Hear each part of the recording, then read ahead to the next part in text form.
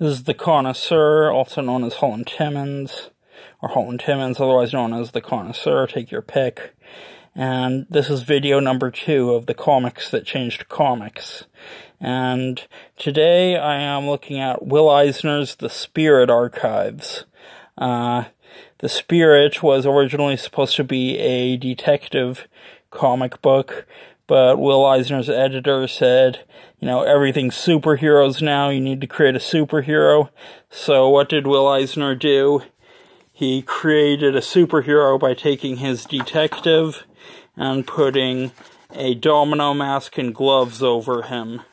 As you can see, there's an introduction by Michael Uslan. I think that's how you say his name. He produced all of the Batman movies.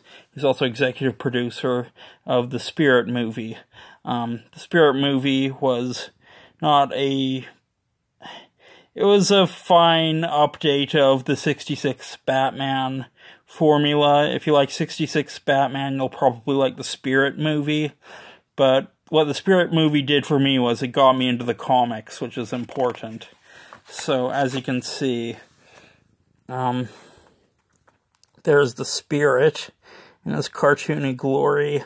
And, yeah, it's just like, I'm on volume 16 out of 26. I've been reading these, and it's really good comics. I mean, it really defined what comics could be. It created the style and format that all comic book artists use now. Let's see. It's like really whimsical stuff with splash pages on the beginning of every comic. Yeah. Anyway, so it's just a lot of stuff, but there's a lot of really fantastic characters. There's Pagel, there's Commissioner Dolan, his love interest Ellen Dolan. There's a lot of characters, a lot of female characters as well, all really interesting.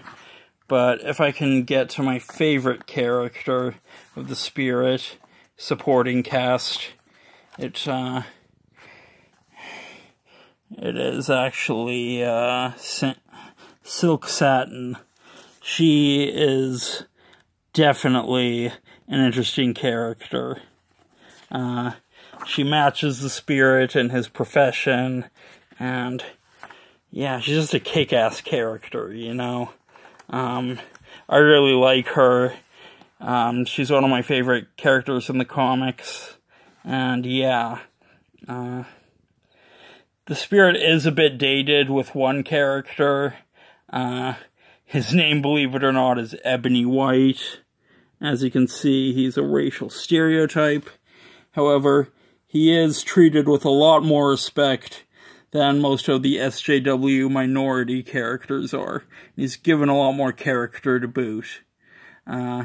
He's got this southern minstrel dialect, but he's treated with as much equal respect as the Spirit is by all the other characters.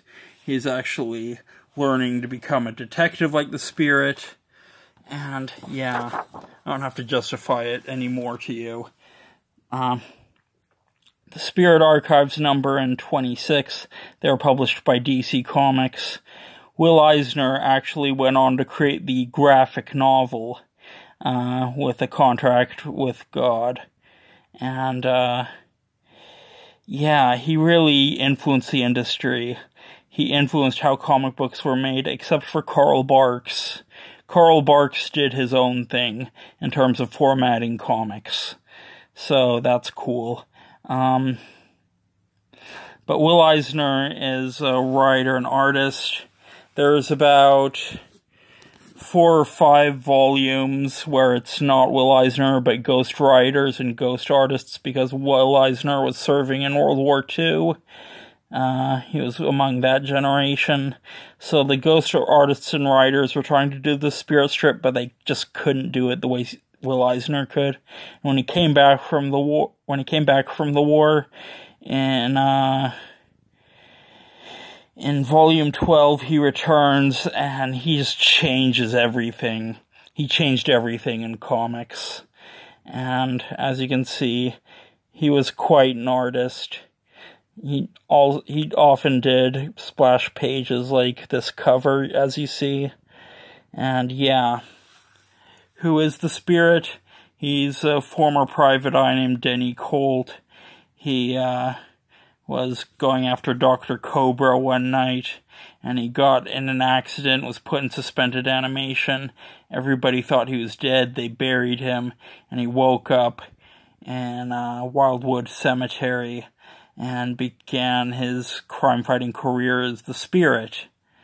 So, if you're interested in good comics, I'd totally recommend picking up the Spirit archives.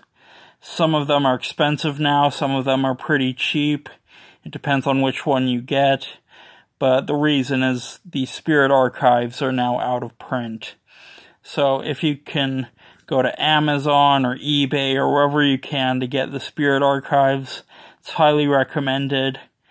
Volumes 1 through 6 are worth getting to see the early years of the Spirit. If you want to get the Ghost Rider archives, you go from volume 6 to about 11, and then beginning with the end of volume 11 all the way to volume 26 is when Will Eisner returns, and that's when things really start to change, because Will Eisner came back from the war, and he had ideas for comics, and by God was he going to change comics. And that's why the Spirit archives is in my second video of the comics that changed comics, because this changed comics. And yeah, go to your local comic book shop, buy comics, support the industry, and yeah, I'll see you next time on the comics that changed comics. If you like this, please like, share, subscribe, comment. I'll be doing more videos. I have a bunch more planned. So yeah, keep reading. Reading is good.